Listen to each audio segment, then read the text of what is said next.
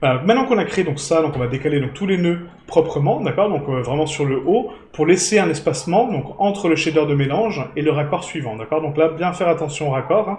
On a toujours donc la jonction des deux. Hop, le résultat va dans la jonction des deux, et le résultat va dans la jonction des deux, etc. D'accord. Donc c'est vraiment un branchement en escalier, hein, ok. Donc le premier avec le deuxième, ça donne un résultat final. Après, c'est donc le final avec le troisième, ça donne un résultat final, le quatrième avec le cinquième, et etc. Ok. Voilà, comme ceci. Donc là, je vais décaler un petit peu mes ensembles. Hein, voilà, donc là, c'est parfait. Là, je vais donner un petit peu plus d'espace. Ici, on va décaler donc ce nœud-là, ici. Voilà. Hop, comme ceci. Donc là, cet ensemble-là va venir là. Celui-ci va revenir dans l'ensemble.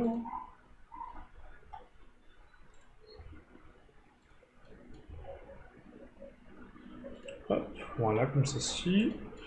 Ah, donc là, c'est vraiment juste de l'organisation visuelle, hein, d'accord. Donc il n'y a pas forcément de...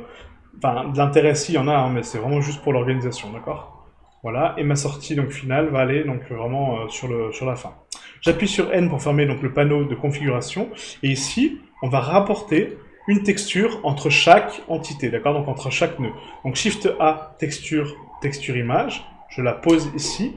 Shift D pour dupliquer mon programme, je le mets au centre, donc ici. Shift D, je le décale. Shift D, je le mets ici. Voilà, comme ceci. Maintenant, donc ces textures vont contrôler quoi? Vont contrôler les influenceurs, d'accord? Donc les masques de chaque entité, d'accord? Très important. Donc chaque masque va contrôler son mélange, et le mélange, c'est à nous de le peindre après pour déterminer donc les zones qui sont des poils, les zones qui sont du métal, les zones qui sont en or. Voilà, donc là, toutes les textures sont raccordées, et maintenant ces textures, je dois les raccorder aux UV, d'accord? Très important, parce que sinon, elles ne reconnaissent pas la carte UV d'office. Donc pour ce faire, on va créer donc un placement nous-mêmes. Parce que là, si je fais un CTRL T, il va se raccorder automatiquement au shader que j'ai créé en bas. Donc là, on va faire un Shift A, entrée, coordonnées de texture, d'accord? Et on va faire Shift A, vecteur, placement. Donc là, on a créé exactement le même nœud qu'on a l'habitude de voir. Là, ça va être quoi? Ça va être ma carte UV qui va générer mon vecteur. Et mon vecteur va être raccordé à tous mes masques. Je sélectionne donc ces deux entités, je vais les dupliquer pour chacune des masques, hein, d'accord? Donc chacun des masques. Shift D, donc Shift D, je les décale, voilà. Shift D, je les décale. Et Shift D, je les décale, voilà. Comme ça, je peux les raccorder correctement à tous mes vecteurs. Et là, j'ai créé, vous voyez, vraiment un gros shader. Ce shader est vraiment très puissant parce que du coup, il contient 5 textures procédurales qu'on a créées et va me permettre uniquement de contrôler donc, ces textures procédurales grâce à des masques qu'on va peindre. Hein. Okay, c'est vraiment ça le but de la manœuvre.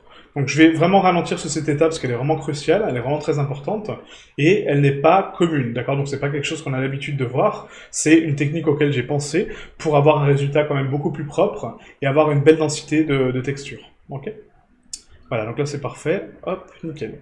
Donc maintenant qu'on a ça, on va devoir créer donc une texture pour indiquer que c'est un masque, d'accord, c'est un masque de contrôle, et pouvoir contrôler la densité en fait de ma texture sur les éléments.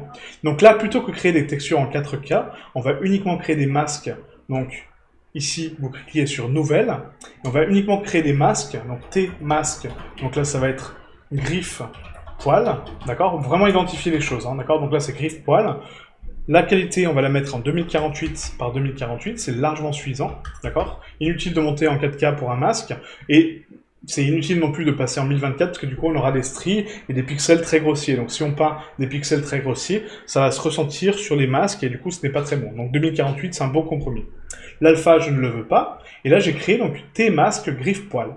Je valide, ok, donc je valide ma texture, je lui indique que ce sont des données non couleurs, puisque c'est un masque, et là, maintenant que j'ai créé ma texture, il faut que je la sauvegarde, parce qu'actuellement, elle est limitée à Blender. Elle est dans Blender, on ne sait pas ce qu'elle fait, on ne sait pas à quoi elle sert, mais elle est dans Blender. Le masque est noir, donc je vais le retrouver ici dans mes textures, d'accord, donc sur la gauche, je clique sur le petit onglet, donc la petite vignette des textures, et là, dans la liste, je vais chercher le T-masque noir. Donc le T-masque de griffe... griffe poil, voilà, qui est ici. T-masque griffe poil.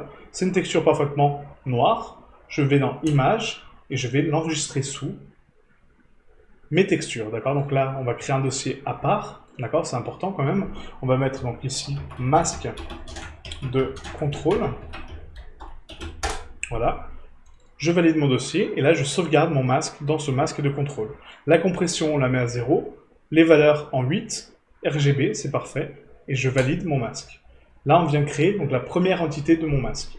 Maintenant, on va faire la même chose pour donc, celle du bas, donc nouvelle, et là, ça va être quoi? Donc on vérifie avant, ça va être du coup donc mes doigts avec mes poils, d'accord? Donc là, je me suis trompé, c'est griffe et doigts, hein, c'est pas griffe et poils.